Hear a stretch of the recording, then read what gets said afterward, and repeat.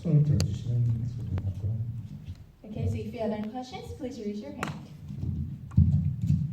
만약에 저한테 질문하실 권한을 준다면 제가 한 개를 질문하도록 하겠습니다. 저는 미친 듯이 스타트레이 광팬이기 때문에 이분이 어떻게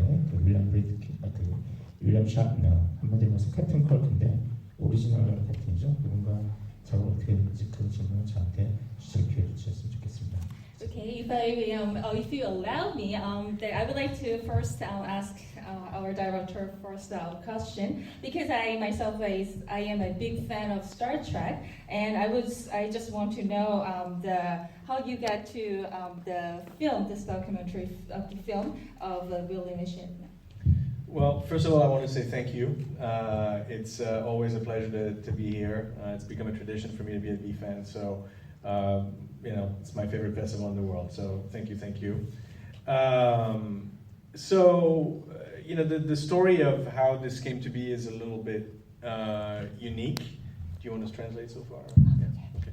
네, 우선 저희 이렇게 부천 국제영화제에 저를 이렇게 초대해 주셔서 너무 이제 감사드립니다. 사실 이제 너무 자주 이렇게 오다 보니까 언제나 반갑고 늘 정겨운 그런 이제 과정인데요. 사실 이제 윌리엄 셰트너님과 이렇게 작업하게 되는 과정이 사실 그렇게 평범하진 않았습니다.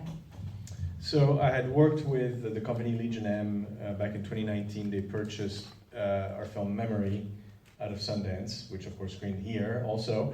And I had heard that William Shatner was their new spokesperson about a year and a half ago. 네, 그리고 처음에 이것이 어떤 식으로 작업이 됐었냐 하면 2019년에 이 작품을 이제 제작을 한 리전 M이라는 이제 회사가 있는데 제작사가 있는데요. 제가 알기로는 2019년도에 여기 이제 부천에도 저 찾아왔던 걸로 이제 알고 있습니다. 그 당시 때에 이제 윌리엄님께서 이제 스포크스퍼슨 대변인 역할을 했었다고 말씀 주셨는데요. So I called one of the execs, just to catch up, and I said, has there ever been a documentary made about William Shatner? And he said, well, he's been approached for years by many documentary filmmakers, and he's always said no. But I'd be more than happy to approach him and see what he says. 네, 그래서 그 무렵에 제가 이 제작자 분들이랑 이제 얘기를 이제 하다가 혹시 셰트너님 관련해서 윌리엄 셰트너님 관련해서 뭐 다큐 촬영하는-거나 진행되는 거 없냐라고 이렇게 여쭤봤더니 사실 윌리엄 셰트너님께서는 제안을 굉장히 많이 받으셨대요. 그런데 이제 아직 작업은 안 하고 계신다라고 저희 그 당시 때 들었습니다. And so to give him a call, and they told him about the film that I did on William Friedkin. And I think they insisted that we meet, and then eventually he said, "Okay, fine, I'll meet this Alexander guy and see what he's about." 네, 그래서 이제 계속 제작자에서 윌리엄 셰트너님께 계속 전화를 걸어가지고 한번 이거 추진해 보시는 거 어떻겠냐 이렇게 해서 저와 이게 미팅이 선수가 됐었습니다.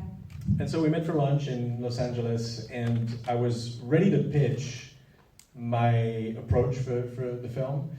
But what was interesting is that he didn't want to do that. He was very interested in me. He wanted to know me. He was asking questions about very sort of existential, questions about how I view life, what I believe in, and we just really had a personal conversation. And then by the end of lunch, he said, "When do we start?"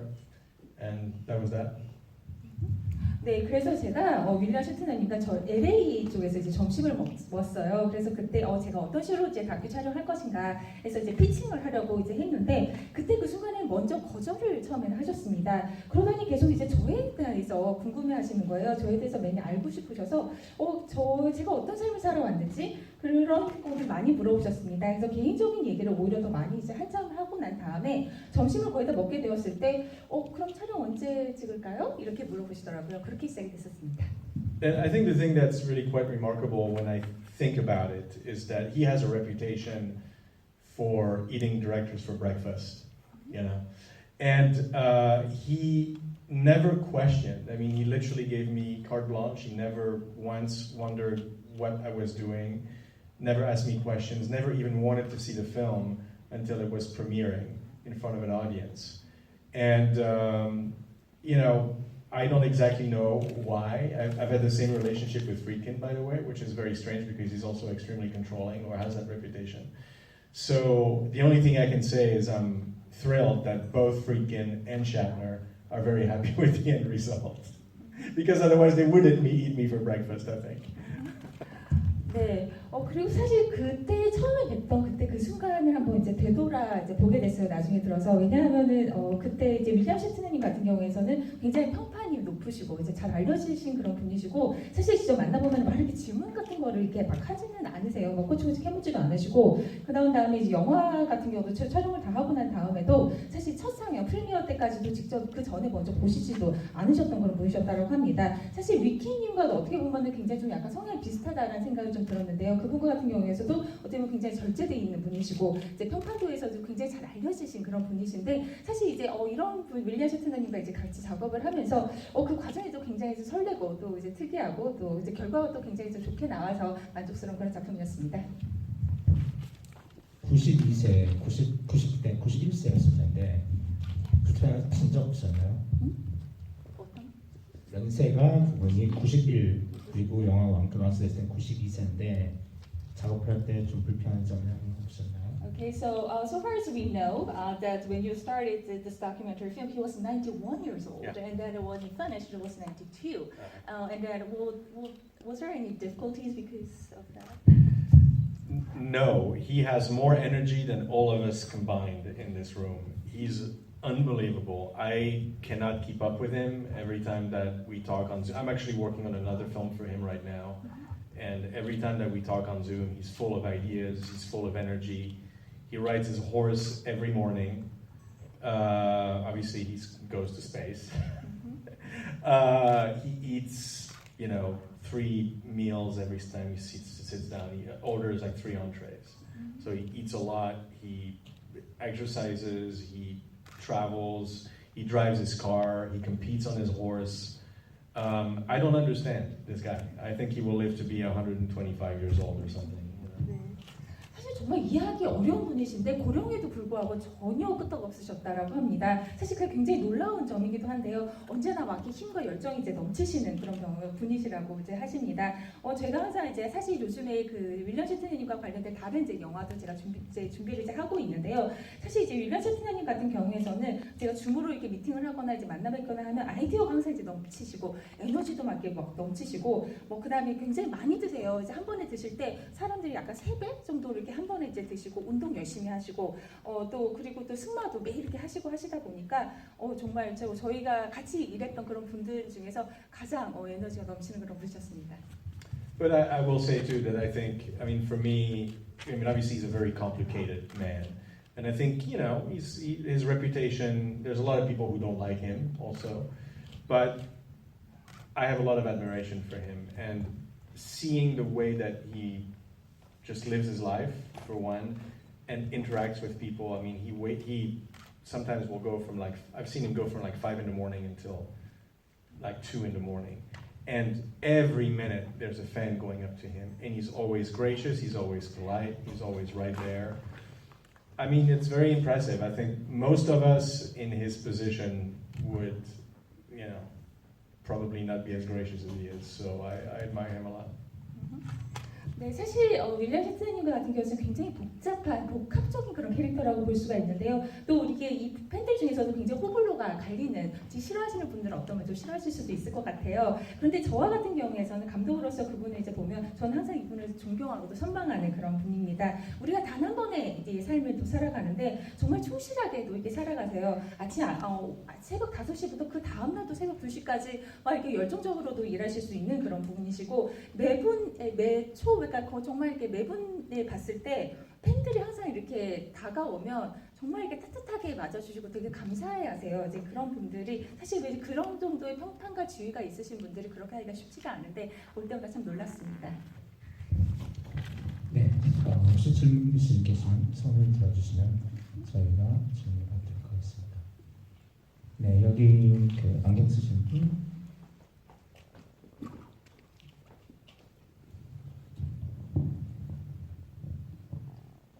Thanks. Yes, I thought the film was very interesting. You seem to draw out 2 kind of characteristics of Shatner. One is that he thinks a lot about death and mortality, and the other is he has this relationship with nature and animals. You also cover a lot of his work. Do you feel that these characteristics have, how should I say, have directed him to choose certain roles?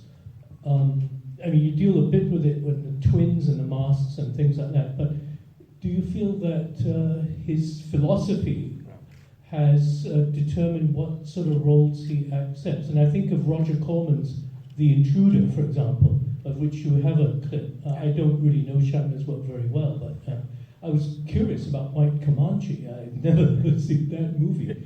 So I was just wondering if you had any feeling about that part of his life. 사실 이번 영화에서 보면은 이제 이 윌리엄 셰트너님의 두 가지 이제 캐릭터성, 그러니까 측면에 대해서 잘 조명을 하셨다라고 생각을 합니다. 특히 한쪽 부분 같은 경우는 죽음 그리고 인간의 유한성에 대해서 조명을 했던 것 같고, 또 다른 한 측면에서는 이제 동물과 또 자연과 이런 부분과 함께 유대감을 갖고 애착을 갖는 그런 과정을 또 묘사를 하셨던 것 같아요. 그런데 이제 역할에서 이제 보면 또 이렇게 쌍둥이가 나오고 또 가면을 쓰는 그런 좀 다양성도 여러 보시기도 하셨지만, 혹시 이런 이제 이 두 가지 캐릭터성을 조명하는 데 있어서 그 윌리엄 셰트너님의 이제 철학에 반영돼서 이러한 캐릭터성을 집중해서 조명을 했던 것이었나요? So a couple of things about this. It's a question that we could go real deep into because there's a lot there to uncover. But first of all, yeah, it's. To put it very simply, it is a film about death. Every chapter in some way, shape, or form talks about death, and I think that's some people have called it a mystical film, and that's a little bit what it is. 네, 사실 이 대화라고 하면 정말 많은 얘기를 깊이 있게 할 수 있는 대화라서 끝도 없을 것이라고 생각을 하는데요. 네, 물론 죽음에 관련된 거 분명히 이제 있고, 이것이 이제 영화의 각 부분마다 이것이 잘 스며들어 있다라고 말씀드리고 싶습니다. 그 단어를 잘 나타내는 거 어떻게 보면 제가 신비하다라는 단어로도 굉장히 많이 썼던 것 같네요. As for the roles, that's where I tend to become a little bit esoteric in my responses because all of the films that I make are a little bit about the strange mirror effect between reality and fiction and between art and real life. And I think you can probably go round and round that in some level, you look at many of the roles that he has played, of which I'm using in the film as avatars. You can see that, and that was sort of the point of, especially of using those particular clips, that there's a true mirror effect between the characters that he has played and then his actual philosophy of life. 네, 그리고 사실 이제 제가 지금까지 찍었던 굉장히 많은 이제 영화들 같은 게 보면 이제 현실, 그다음에 픽션, 예술, 그다음에 아니면 가상의 세계 이런 것들을 제가 다양하게 영화 속에서 잘 담아내면서, 또 그리고 이제 윌리엄 셰트너님의 또 다양한 좀 엄청나게 많은 이제 작품에서 역할도 하셨던 윌리엄 셰트너님과 같은 이제 경우에서 봤을 때 이제 미러 이펙트라는 그런 이제 거울 효과라고 해야 될까요? 이런 부분을 제가 좀 나타내려고 했었고요. 그래서 이제 어떻게 보면은 이제 다양한 작품 속에서 윌리엄 셰트너님의 철학을, 그다음에 그분이 믿는 바를 좀 이렇게 담아내고 싶었습니다. And so, is it conscious? I would say probably not always, in the sense that, he's been very vocal about the fact that he always says yes when he has a role, when he has a proposition, and that has been his general philosophy of life. He says yes. So that's one thing. But on the other hand, I think, did he gravitate around roles and ideas that ultimately would mean something to him decades later? Probably, but I don't think that's necessarily a conscious process. And that's, I think that I'm trying to leave that to the imagination. I don't think he'd be able to answer that question either. But I think for all of us, the process of what we say yes to, the things that happen to us serendipitously, the chance moments. Is it chance? Is it fate? I don't know. None of us know. 네, 그래서 어떻게 보면은 이것은 이제 여러분들께 상상의 그 답변을 맡기고 싶어요. 그리고 어떻게 보면은 윌리엄 히트너님도 본인도 그 답을 의식적으로 알까 아니면 잘 모를까라는 것도 좀 열린 답변이 아닌가라고 생각을 합니다. 왜냐하면 그 다양한 역할을 하는 데 있어서 윌리엄 히트너님이 항상 예라고 예스라고 말하실 그럴 분이셨어요. 그런데 그러니까 그렇게 수많은 역할들을 하셨겠죠. 그런데 수십 년이 지나서 과거의 그 어떠한 시점을 되돌아봤을 때 이것이 의식적이었던 그렇지 않았든지 간에 그리고 어떠한 사건이 우연이든지 인연이었든지 간에 어쩌면은 그것이 이렇게 본인도 스스로 모르는 과정 속에서 흘러갔을 수도 있고 그런 것들을 여러분들께서 스스로 한번 상상을 하면서 그 답변을 한번 찾아보실 수 있도록 지금 좀 열어두고 싶습니다. 이것이 정해진 어떤 답변이었는가 아니면 이것이 본인이 실려가다 보니까 이렇게 된 것이었는가라는 점에서 말이죠. 네, 다음 질문 계신 분 손을 들어주시면.